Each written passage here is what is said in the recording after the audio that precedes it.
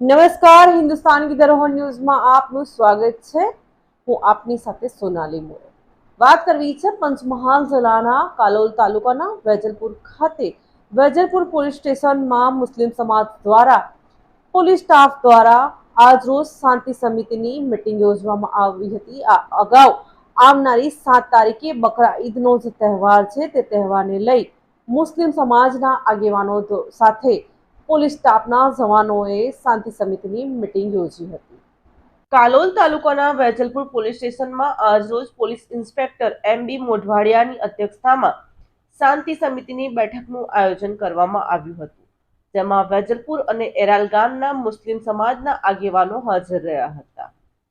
મુસ્લિમ સમુદાયના મુખ્ય તહેવારોમાંનો એક બકરી ઈદ તહેવારની ઉજવણી કરવામાં આવે છે। આ તહેવાર દર વર્ષે બલિદાન અને ત્યાગના સ્વરૂપ તરીકે ઉજવવામાં આવે છે, ત્યારે આવનારા 7 તારીખના રોજ બકરી ઈદની મુસ્લિમ સમાજ ઉજવણી કરશે। ત્યારે વેજલપુર ખાતે આવનાર બકરી ઈદના તહેવારને લઈને શાંતિ સમિતિની મીટિંગ યોજાઈ।